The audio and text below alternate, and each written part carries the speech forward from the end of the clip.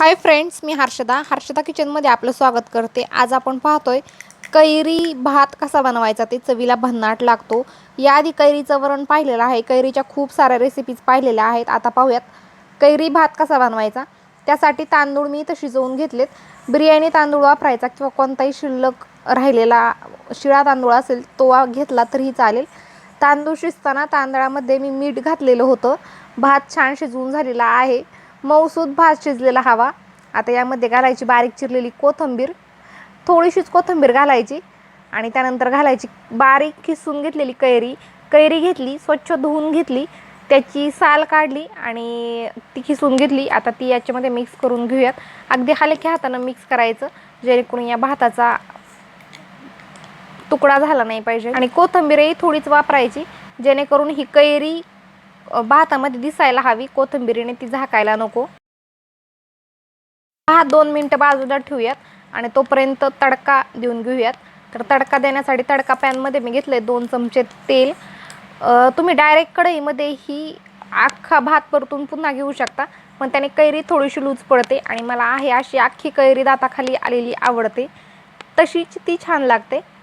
त्याच्यामुळे मी इथं बाजूला तडका देऊन घेते आणि नंतर तो त्यामध्ये घालते जेणेकरून कैरी लूज पडणार नाही।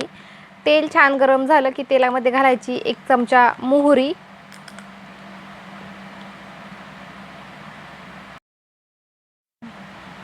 आता यामध्ये घालायचं 1 चमचा जिरं मोहरी छान फुलू द्यायची। नंतर 8-10 कढीपत्त्याची पानं, त्यानंतर मी घालते इथं शेंगदाणे। कैरी भातामध्ये शेंगदाणे छान लागतात, थोडीशी दाण्याची चव त्याला येते।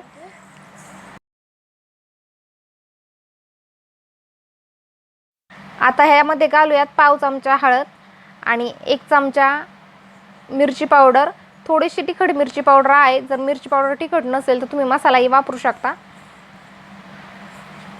गॅस बंद करायचा आणि ही तडका तयार झाला। आता हा तयार करून घेतलेल्या भातावरती घालूयात।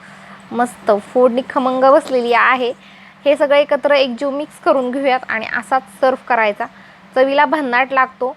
हे मिक्स करून घेते तोपर्यंत हा व्हिडिओ तुम्हाला कसा वाटला कमेंटमध्ये सांगा। व्हिडिओ जर आवडला असेल तर व्हिडिओला लाईक करा, शेअर करा, सबस्क्राईब करा। शेजारी एक बेल आयकॉन आहे त्याच्यावरही क्लिक करा जेणेकरून मी जेव्हा केव्हा नवीन रेसिपी अपलोड करेल त्याचं पहिलं नोटिफिकेशन तुम्हाला मिळेल। तर कैरीच्या खूप साऱ्या रेसिपीज पाहून झालेल्या आहेत, तर ही कैरी भात ही रेसिपी चवीला भन्नाट लागते। उन्हाळ्यात खूप बरंच काही करायचा खायचा कंटाळा आला असेल तर हा भात पटकन बनवा, आंबट गोड चवीचा, तिखट मस्त लागतो। व्हिडिओ पाहिल्याबद्दल धन्यवाद। पुन्हा भेटूयात अशाच एका नवीन रेसिपी बरोबर, तोपर्यंत बाय बाय।